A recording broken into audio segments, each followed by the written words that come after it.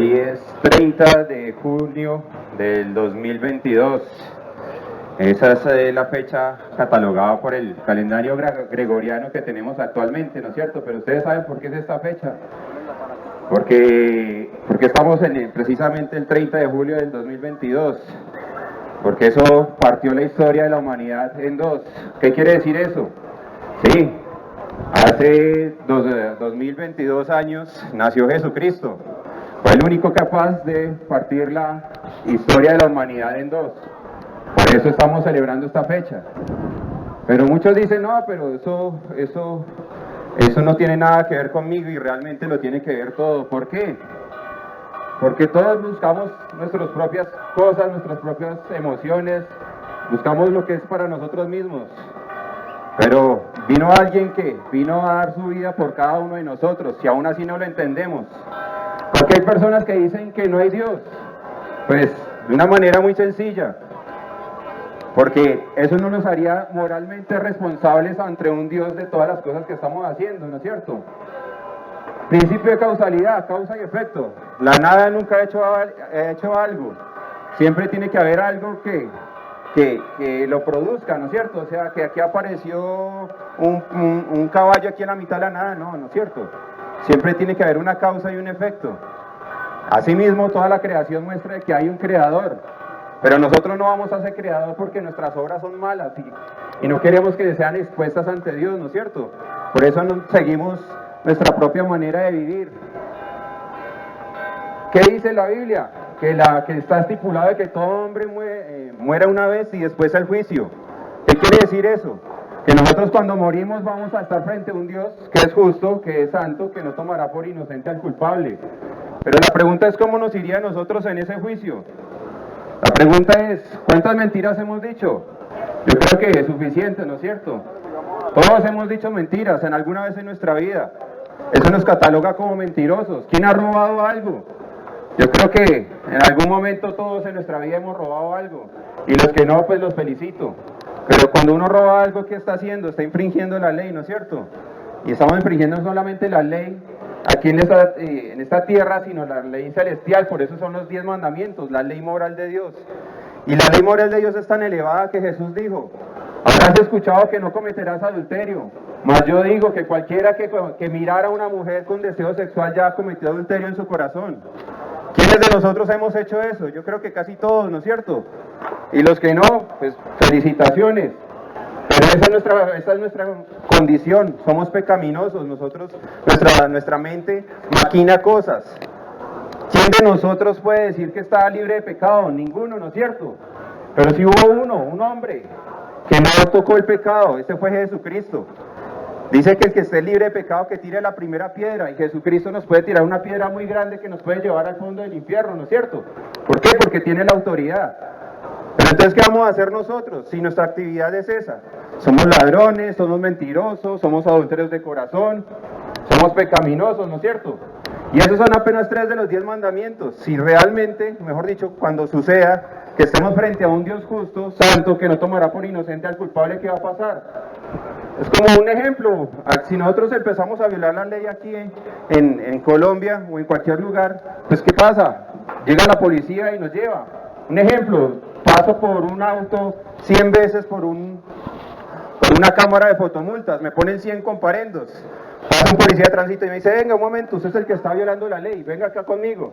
Me lleva para donde un juez, el juez me va a decir: oiga, ¿usted violó la ley? Yo le digo: pues sí, ahí están todas las pruebas, están toda la cámara, todo lo hice. Pero venga, señor juez, perdóneme, de verdad no quería hacerlo. ¿Qué cree que debería hacer el juez en ese momento? No, usted violó la ley exige un pago. O sea, por más que yo diga me arrepiento, el juez no me va a eximir. ¿Qué dice entonces? No, venga juez, es que yo tengo una fundación y le llevaba comida a los pobres, entonces por eso pasé a esa velocidad todo el tiempo. Me dice: pues me parece muy bien que usted esté haciendo esas cosas, pero usted violó la ley exige un pago. Como no tengo ese dinero, ¿qué pasa?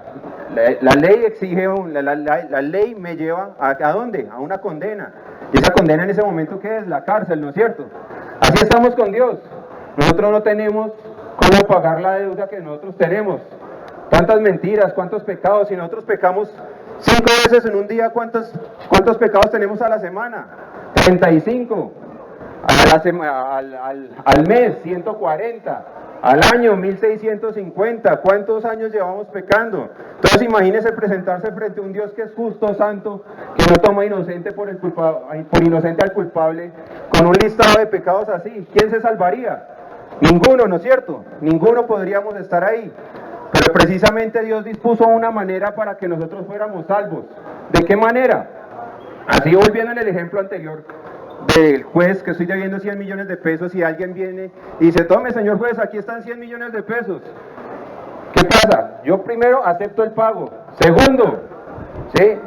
Quiero conocer a esa persona que está pagando por mí. Tercero, ¿qué pasa? Lo más importante, la ley recibe el pago, queda satisfecho. Sí, que aunque yo soy culpable por mi delito, la ley recibiendo el pago me exonera de mis delitos, ¿no es cierto? Así estamos con Dios.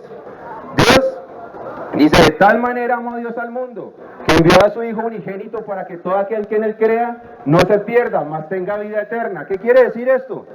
Que Dios mismo, hace 2000 años, se encarnó en la persona de Jesucristo, vino con nosotros, hizo milagros sorprendentes. ¿Sí? ¿Qué sucedió? La misma iglesia, la misma religión de ese entonces, ¿qué lo hizo? Lo llevó a la cruz. Fue una muerte terrible. Una muerte bastante, mejor dicho, lo peor que existía en ese momento. Pero ¿qué pasó? Cuando él estaba clavado en el madero, ¿cuáles fueron sus últimas palabras? Dijo, consumado es, que quiere decir la deuda ha sido pagada. Así como nosotros no tenemos de pronto ese dinero para salir de nuestros problemas, ¿sí? Vino alguien que vino a pagar de todo eso, y lo hizo ¿con qué? Con precio de sangre. Cuando él estaba en la cruz, ¿qué sucedió? Buenos días. Buenos días. Ojalá que todo Colombia doble rodillas. Amén. Y crean. Porque Amén. la gente está tan dura ahorita que no quiere creer en nada. Amén. Dios lo bendiga. Dios. Amén, bendiciones. ¿Qué hacemos entonces cuando Jesucristo lo clavaron en el madero? ¿Qué sucedió? Le clavaron una lanza en su costado y de su costado salió sangre y agua. ¿Esa sangre qué es? Es el pago por nuestros pecados. ¿Sí? ¿Y el agua qué es? Para darnos la vida de Dios, para poder recibir la vida de Dios. ¿Qué quiere decir? Que esa sangre nos hace justos delante del Padre. Sí, esa sangre nos perdona. ¿Pero qué debemos hacer nosotros? Debemos primero aceptar el pago, ¿no es cierto? Aceptar de que Jesucristo murió por nuestros pecados. Cuando nosotros hacemos eso, ¿qué debemos hacer también? Arrepentirnos.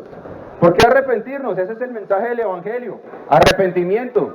Dios siempre quiere buscar al hombre. Si Dios está llamando al hombre en todo lugar, en todo sitio, en todo municipio a que se arrepienta. A eso estamos llamados, a nuestro arrepentimiento.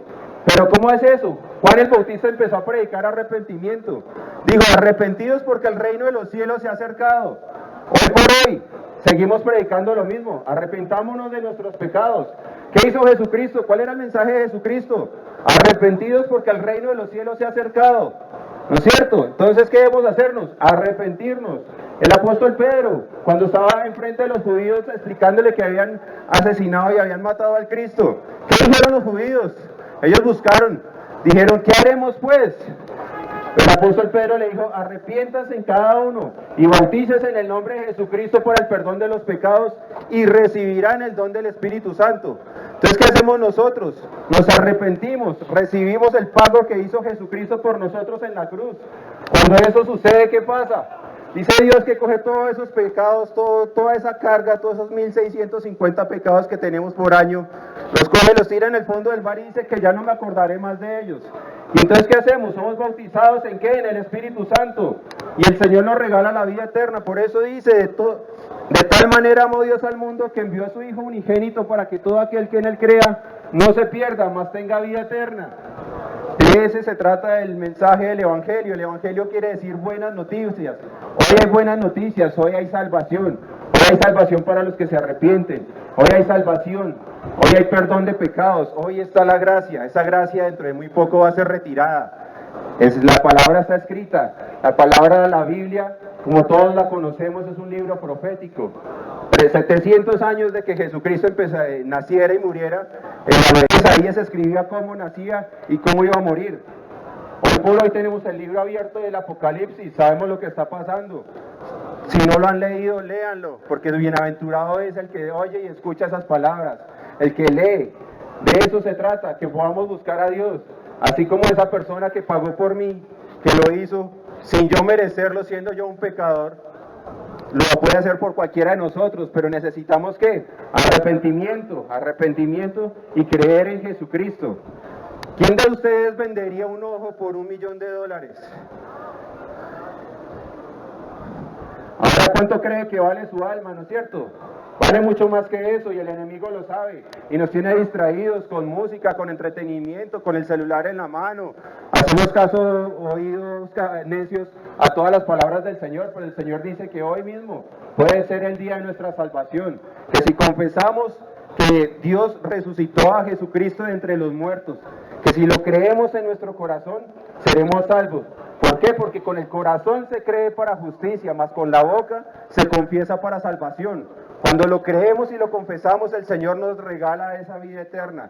Y no solamente eso, no solamente nos quiere sacar del lago de fuego, nos quiere dar mucho más, porque así mismo como salió de su costado sangre, también salió agua. Esa agua es para limpiarnos, para lavarnos, para darnos la vida, es como una planta. Si usted no le echa agua, ¿qué sucede? Se muere, ¿no es cierto? Entonces, ¿qué hace Jesucristo? Nos está regando todos los días para darnos vida y ¿qué? Vida en abundancia, para darnos de todas sus inescrutables riquezas. Eso es lo que quiere Dios con nosotros, por eso hoy el llamado es al arrepentimiento, a buscar a Dios.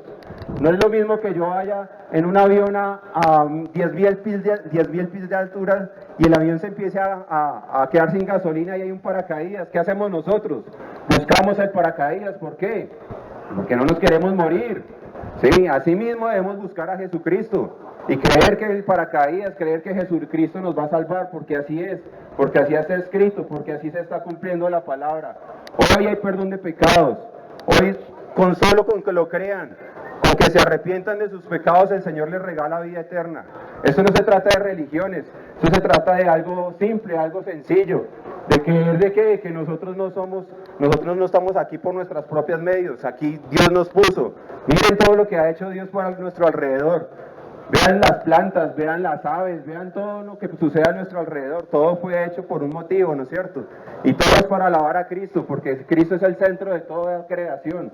Hoy por hoy ese centro nos está llamando a cada uno ¿a qué? Al arrepentimiento, a que lo busquemos de todo corazón.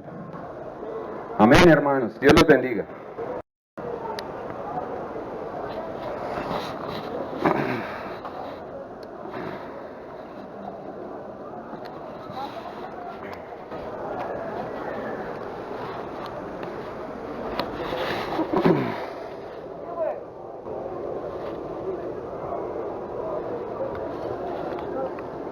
Bendiciones para todos.